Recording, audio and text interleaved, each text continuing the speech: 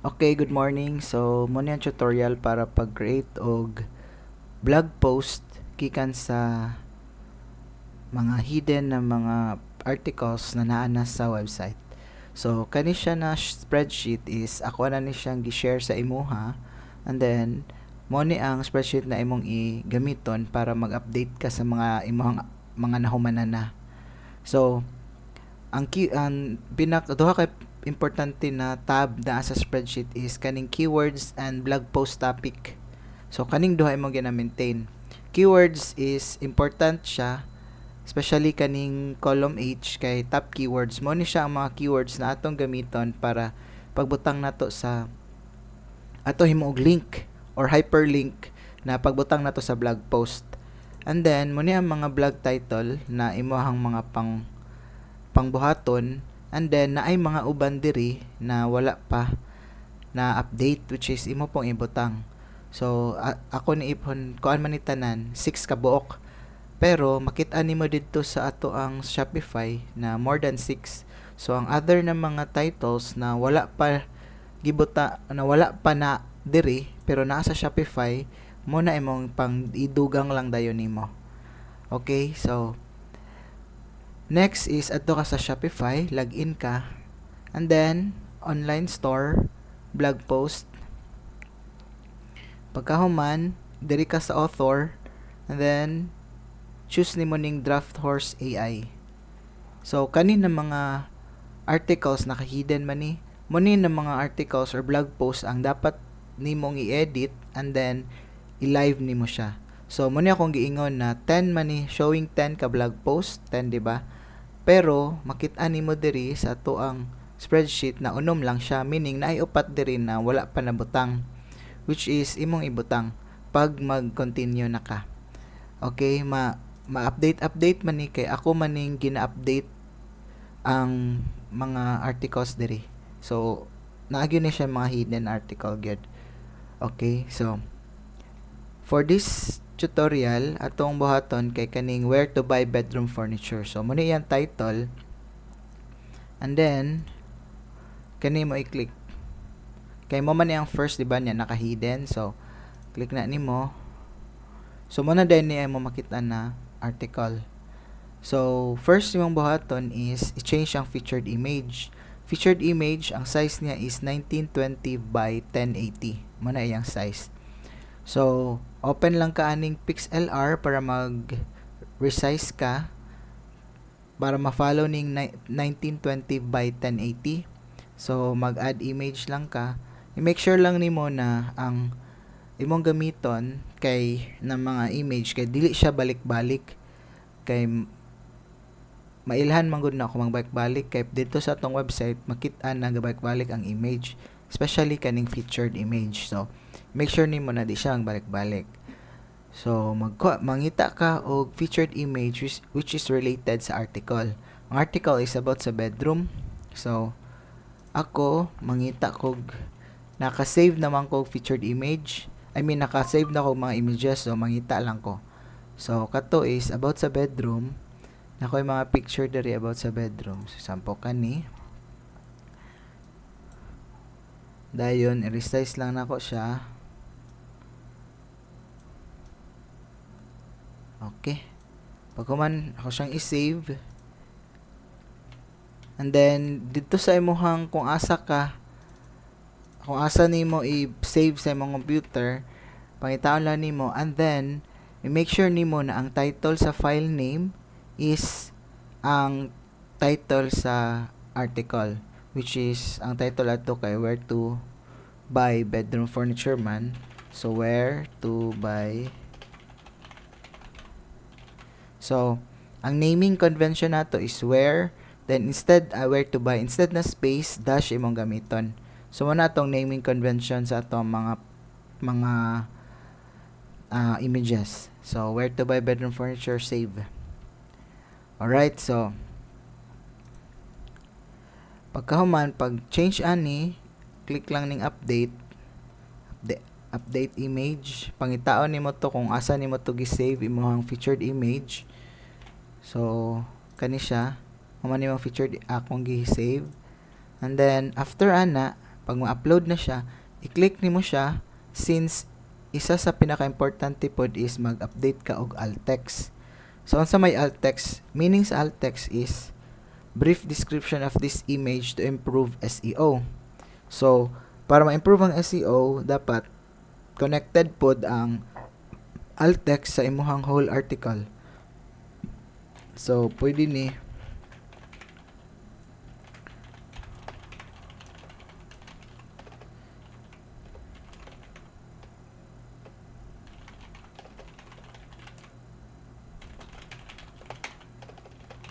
Okay. So, ang reason ako ning gibutangan ako ning Calgary na word para ma-related siya sa ato ang area, which is Calgary. And then, kaning bedroom furniture, cozy bedroom furniture, kay isa ni siya sa ato mga keyword. So, ako po siyang gibutan dira. Okay. Basta kay ang iyang alt text is nag-explain siya aning kanina picture. Dayon, ang pag-explain po niya is somewhat related sa article. So, save. So, nana ang alt text, diba? Next natong buhaton is basahon nato ni, and then ato i-make sure na sakto ang mga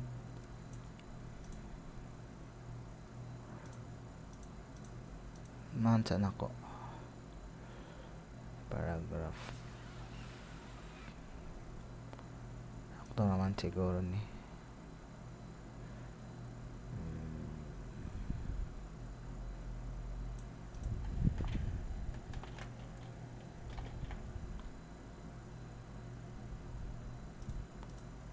Okay na day.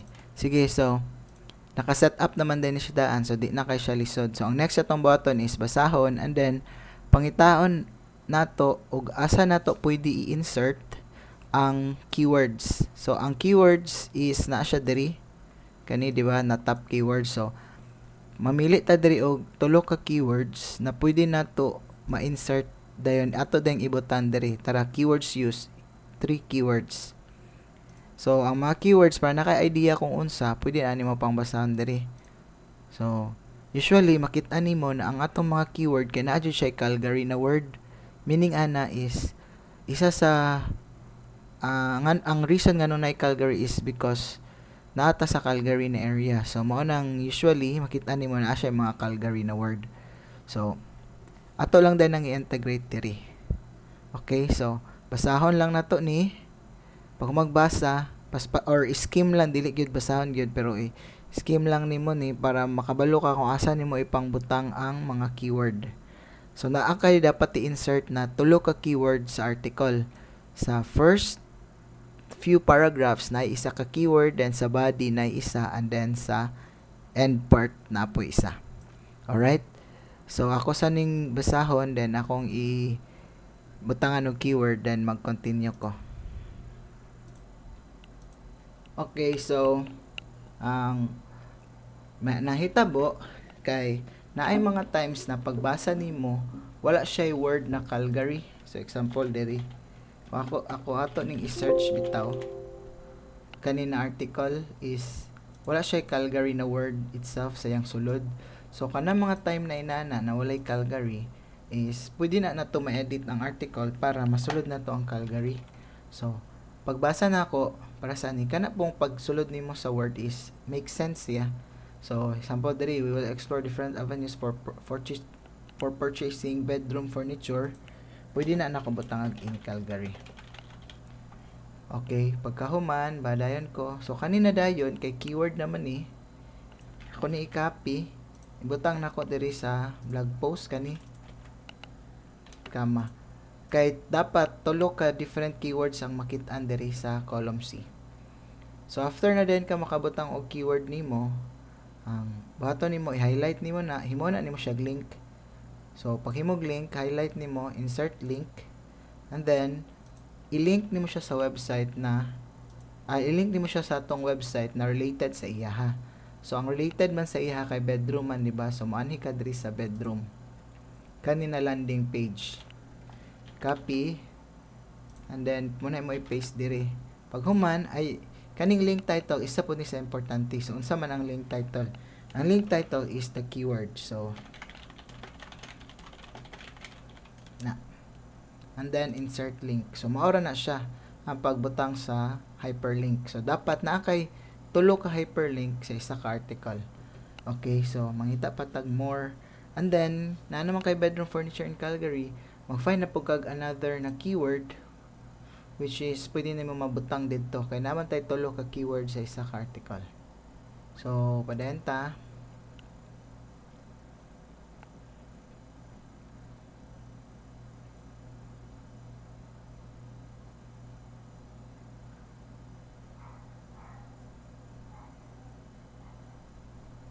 So kani pwede pod ni butangan og buying bedroom furniture in Calgary. So di ba na kay bedroom furniture in Calgary na word. So isa pod sa keyword pwede nimo magamit is kaning buying bedroom furniture in Calgary. So para na kay idea kung unsay maayo ng keyword is muna siya ng mga search phrases na ang mga potential customers kay ilang ibutang sa Google para makit-an atong website. So, ang reason na ato na siyang gina-integrate sa atong blog post is para ma-connected ta sa ang atong blog post, ma-connect siya atong mga search phrases na naa sa ginabuhat sa customer para magawas ang atong website. So, mao na siya ang important sa keyword. So, kaning buying bedroom furniture in Calgary, pwede na kato ni siya himuon og keyword. Okay? So, dara ka magyapon na.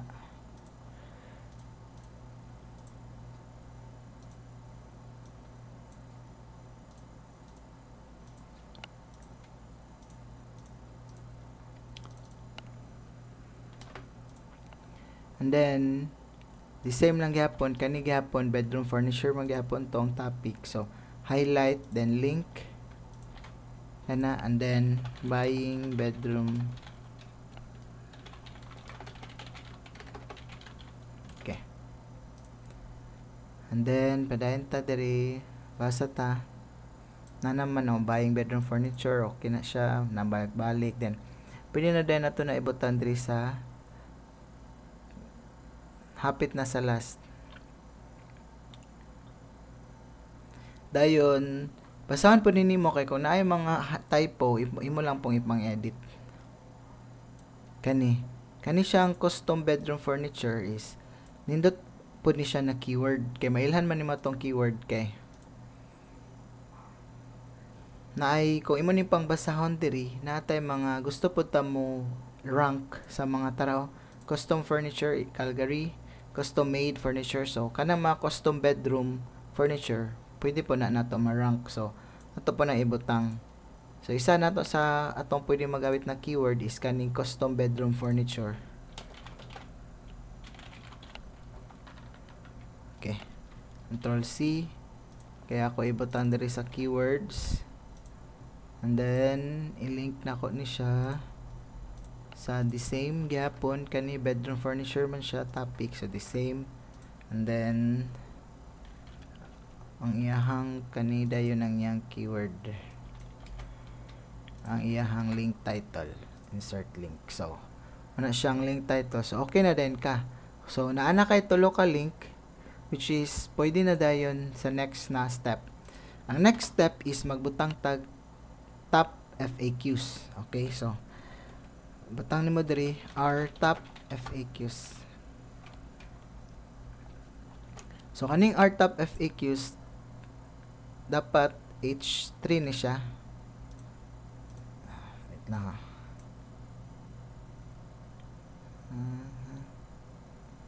Okay.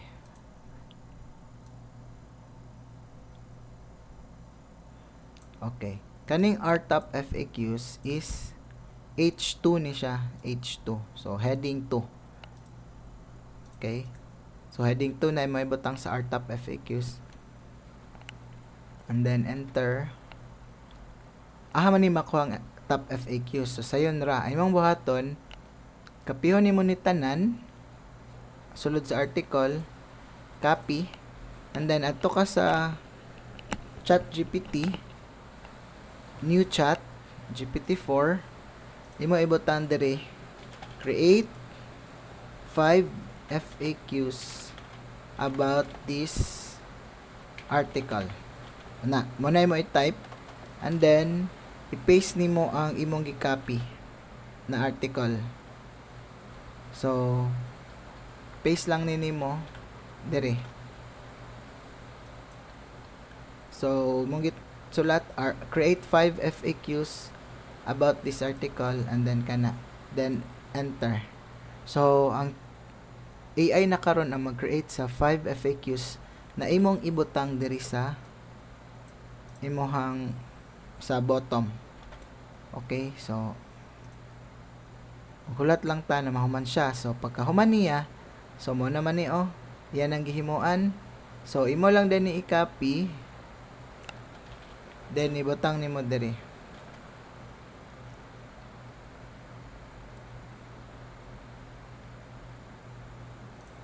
Okay.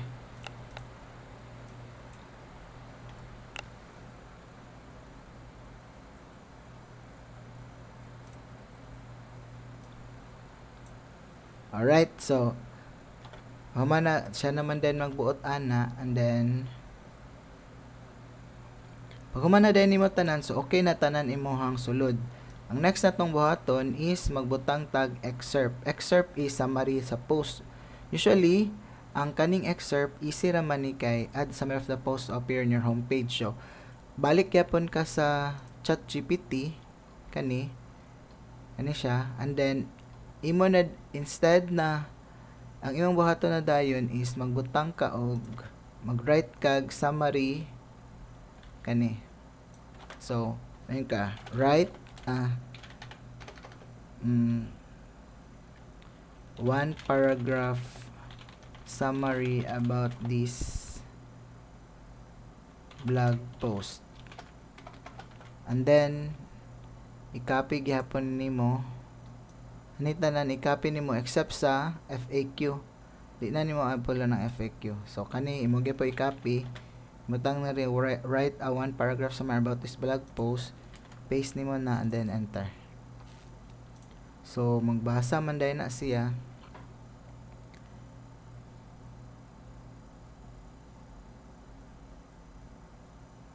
Okay. So taas kay siya, no? So imong buhaton is kung taas kay siya, magbutang na pug ka summarize this in one paragraph only. Dapat one paragraph lang siya to ibutang diri sa excerpt. Okay. So naana din siya diri. So mailhan nimo na ang nakanindot man gud, dapat i-follow nimo ang steps. Kay pag ma-follow nimo ang steps man gud, makita nimo na naa kay keyword diri. Kay importante man gud na naa ang keyword didto sa imong excerpt. So kani copy mo ni ang copy, and then paste diri. Pagka human diri sa imong excerpt, ang keyword bitaw which is either aning tulo. So ang keyword is dapat naapod siya, nakalink po siya diri sa excerpt. So keyword man ni natong bedroom furniture in Calgary, di ba? So atong i-highlight, and then insert link. Ang link title is the keyword, and then ang link to is kaning landing page or pages na related sa article, and then insert link. So mo na siya. So mo na okay na dayon ni. Alright, so next is ang kanina din at part, page title, then description. Atong description is dapat dili siya moabot og 160 characters. So mao na siya dapat ang naa diri sa atong meta description or kaning SEO na part. So imong buhaton is diri is sugo na po nimo ang ChatGPT, write a 160 character meta description about this article.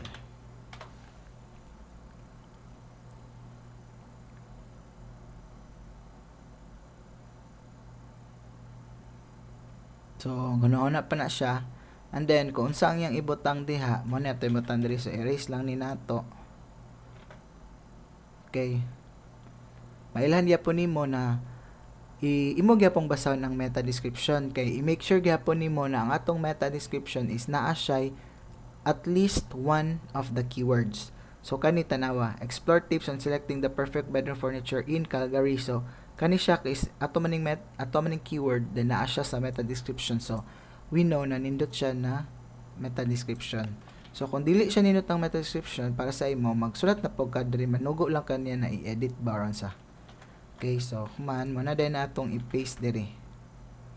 So explore tips and selecting the perfect bedroom furniture Calgary from in-store and option to second-hand and custom pieces. Dayon pag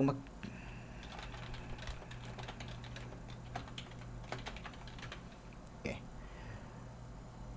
Dayon kung pagtanaw gani nimo kay naapay pras ka ganiha, gamay pa ang characters like 135 pa, wa pa siya patog 160. Pwede nimo butangan ani na word, visit us at North Hill Center. Pwede na butangan. So bahalag mo lapas na gamay, okay ra kay kani ra mang visit us, invitation raman ang imong gidugang. Pero i-make sure nimo na ang kaning main niya na meta description which is kani dapat di ni siya mo lapas og 160. Alright? So tanan humana na ta, diri dayon sa tags. Next na dayon nato, okay na. Diri din ta sa author. Ang author is dapat ikaw. So King tanaw na to o naka diri King Cesar. So click lang na nimon ang author ko ikaw King Cesar, and then diri din sa tags erase nimo ning DraftHorse AI na tagging, and then mag-update ka sa imong tagging. Okay? So lang. Okay, so sa atong tagging is depende ang atong ibutang na tag sa ato ang article. So magbutang lang tags at most 10. So meaning pinahadaghan 10 na tags, diba? So dapat ang atong tag is i-make sure nato na naa ang atong keyword sa atong tag. So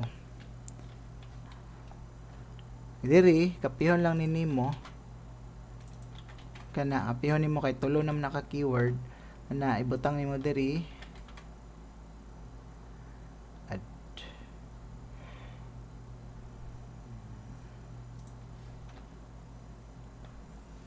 Sorry. Nalahi on day na to. So, balik.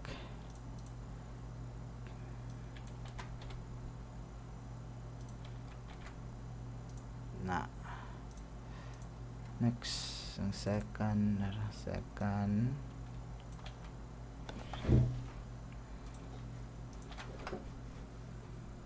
And then third na keyword.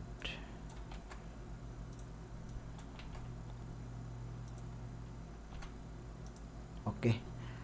After nimo mabutang ang tulo ka keywords na imong na-choose, ato dayon ka sa word na Calgary. Kay ato dayong ibutang ang affordable modern furniture, best furniture store. Kani sila na mga keywords ay tags mo ni ang dapat naa sa tanan nimo na blog post. Okay? So affordable modern furniture, best furniture store, dayon top furniture store in Calgary, apil na mani ang mga dapat na kani akong ipang type kaning ako lang ingon unya kung saang dapat naa sa tanan na mga blog post na imong buhatan. Okay, so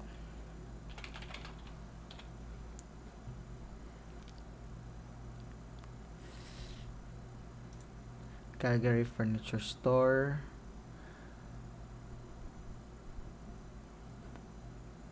furniture in Calgary,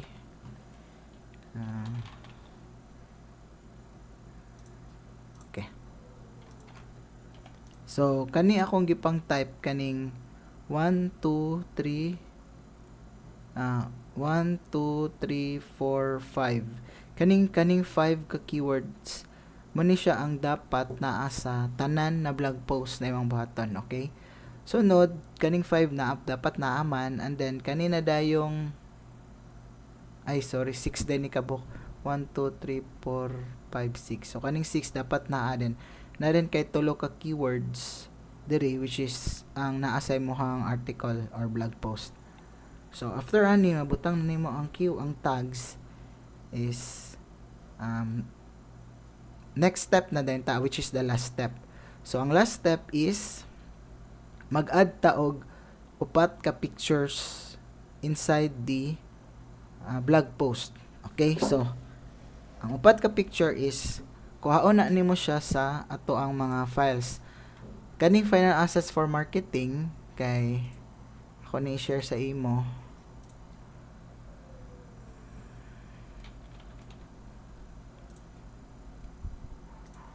So kani siya is naadiri ang atong mga pictures kung asa top or kung atong pwede magamit. So ang mga pictures is pwede sold sa store, pwede AI, then if ever lang pod na more pa ka need ka more pictures, daghan og pictures si Angie, so pwede nimo siya papangayuan.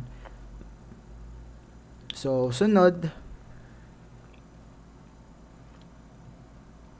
is mag-download ka sa mga picture. Kay nganong mag-download kay kailangan man nimo siya ipang rename. Alright, so hatag og example kung baton. So ako nag-download naman ko na ko yung mga images, kani mga blog images. Open, tara. So na ko yung mga blog images. So ay mga images dapat is related siya sa related siya sa imuhang blog. So ang atong blog is about bedroom furniture. So naano mo ko yung mga images, pwede na ako ni sila ipang copy or muna ako ipang insert, and then muna nag-change ko og tara ang tanawa mga name nako. Ang name nako dapat is ang unsa about ang image. Okay, then dapat sakto siya in a sense na dili siya, wala siya mga numbers or anything. So next na bahaton is diri ka to kasay mo ang blog. After the first paragraph, after the first, second, or third, depende sa imo, kay butangan mong picture. Sige, so sample diri. Then dapat related ang picture na imo ibutang sa iyahang information sa paragraph before sa picture. So kani kay buying bedroom furniture in store man, so magbutang ta og picture na naa sulod sa store. Okay, so bedroom, so kani pwede kani kay naman ni sa store. And then there is a size dito sa product image. Ang imo i-choose diri kay kaning wallpaper 1024px. Ano mo i-choose. And then ang image alt text is unsa about ang about ang photo. So ang photo is about sa bedroom. So bedroom, bed inside a Calgary furniture store with ottoman and chair. Okay. Kaya mo man ako nakit-an, so muna akong gibutang na alt text. Then ang size nako is 1024 insert. Mana ni siya. Next is dapat natay upat. So next ta diri ta, pwede ta magbutang diri. Enter. Kay taas-taas magud na article unya upat ato ibutang mo tong pangitaan nato. So kani understanding your bedroom furniture needs. So about ani niya is dapat ato na po insert is bedroom area na sa balay. So pwede kani ako ibutang kay naman ni sa balay. So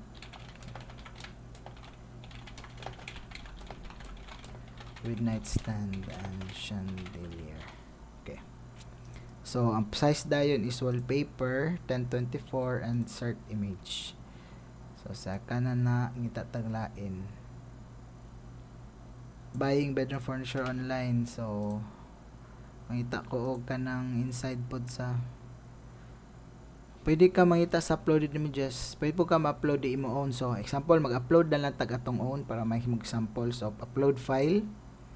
Then pangitaon nimo to kung asa nimo gi-save ang image na ay sakto na name. So sample kani no. So bed with storage bench. So sakto yang name kay bed man siya, nanapod siya bench. So insert nako open. Pag insert na to open lang. And then mag-upload man na siya. Pag kani magawas naman din na sa uploaded images, i-click lang na nimo. And then size is 1024 and then ang alt text. So bedroom design with fabric with tufted bed inside. Okay, and then insert image. So third image na to siya, and then pagbutang ko sa last image, dali dapita para dindot ra pud siya tanawon na ba. And then sama na siya about buying second hand furniture daw. So itatag pwede ra gyapon. I-make sure lang nimo na kung mogamit kag mga images, dili siya pwede siya mo mabalik, pero at most 4 to 5 times, and then different siya na mga blog posts or lagyo bitaw. So sampo kani mag-upload na lang kog file kay second hand man daw na bedroom furniture.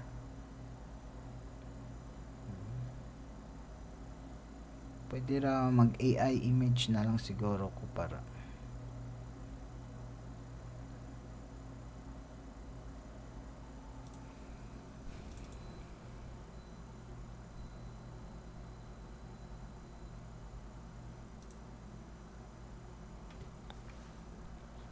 so mo niya akong pasabot tanawa. Kani siya na kanina image is kuyaw iyang pangalan, which is dili sakto, di ba, na ay number na ay kana bitong di siya masabtan kung basahon siya kaya na siya sagol-sagol. So mo niya akong ingon na i-rename nimo siya before nimo siya i-upload. So ang pag-rename is right click and then rename, and then unsa siya about. So about siya og bed, wooden bed with lamp and nightstand. Okay. So muna din ni siya ang sakto niya na pangalan kay naano din siya unsa about ni siya na picture. So wooden bed with lamp and nightstand. So kana pwede na din nimo na gamiton. Usually pwede nimo gamiton ang pangalan sa image, and then mo na mo pwede mahimo na alt text kay consider lang nimo kung sakto ba jud siya. Like sa kuha kay naghimo naman ko, nag-rename naman ko niya. So para sa kuan sakto na ni siya na alt text pod. So after renaming, imo na din nang i-click na nimo and then open. So meaning iyan na nang i-upload diri. And then magawas na siya diri, di ba? Click na nimo ang alt text kay kato akong gihimo niya na name kay nag-describe man to siya ani na image. And then size is 1024, then insert image. So makita nimo na pat na ni kabuok ang mga pictures. So mo na to ang last step. So after na dayon ani tanan na mga steps, click nimo ang visible and then save. Pasabot na ma-publish na siya and then save. Okay. So pag save na nimo, tanaw nimo ang date karon which is November 4. Diri bitaw imong buhaton is date uploaded. Di naman nimo nihilabtan. Kani imong butangan ang scheduled posted date. Kaya ako may nag-upload ani October 31. So ako may na-upload ani. So kaning scheduled posted date, kung kano sa nimo siya gi-live. So imo siyang gi-live karon which is November 4. So butangan niya nimo siya November 4. And then edited by, example ikaw nag-edit, imo name diri. And then blog link. Kaning blog link makita na siya nimo. Kaning naka-green man ni siya ang iyang blog link. So copy. And then butang na nimo diri. Okay. Sunod. Mo ni pang ansiran. FAQ added. Yes. YouTube vid. Pag check nimo wala man dahil ni YouTube vid, di ba? So dapat dai butangan, kalimot ko. Mo din na isa ka step butangan YouTube vid. So there is FAQ, enter lang ka para dili siya mo appeal bitaw sa kaning mga naka-indent or naka-numbering sa enter para diri ra siya dapat inani na siya sa pinaka left part. So imong next na button is ibutangan nimo siya or i-embed nimo ang YouTube video. So ang pagkuha sa YouTube video adto ka sa YouTube dayon ibutang nimo ang video kung unsa siya related sa article. So ang video na related sa article is katong unsa about ang article. Usually ang ato ibutang dito search is ang title mo na ang usual lang kay kung unsay mabutan diri kay pwede na din nato ni embed. So pag embed ani click lang nimo siya or i-open nimo. Hi there and welcome to our cozy little And then there is a share, embed, then kani kapihon nimo na kani copy click. So makopy na siya, balik ka sa imong Shopify, click nimo ning show HTML. Click na nimo. And then diri sa pinaka last part kani bitaw na ay kaning after kaning usually naaman ni OL or anything basta after diri sa last part. Kani last part man na diha. I-paste na nimo ang imong gi-copy na katong ganiha sa embed. So after ana pa-click nimo ni balik ang show editor. Makita na nimo na ara siya dire. So save ka. After YouTube vid, yes. Ang YouTube link kay kani, kapihon nimo ning link. Unay mo ibutan diri sa YouTube link. Okay. So maora na ang steps sa pag-blog post. So dali ra ni siya. Madugay lang tong sa tutorial karon pero kung maanad na kaani di ni siya kaabot og 30 minutes. So ang atong target ani is mahuman nato ni siya pinakadugay og 30 minutes for now. Okay? So maura after na din ani next na din ka. So laon na nako ning ani kay sample raman. So next na dayon nimo para mahimo na pug kag next is balik ka diri sa back kay live naman ni no. Back na pug ka. And then the same ra gyapon author is Draft Horse AI then naka-hidden. Mailhan man nimo kay katong atong gibuhat wala na siya diri. And then mailhan nimo kay diri sa tua pagtan-aw nato ang vlog naa na ang atong gibuhat kani. Mo naman atong gibuhat so makita nimo tanan diri mo to ko ingon sa imo na dili nimo ibalik-balik ang featured image kay tanawa mo ni ang featured image makita man gud siya sa website. So kung imo siya ibalik-balik lain kay siya tan-awon na kay balik-balik man siya. Okay, sige. So if you have questions, let me know.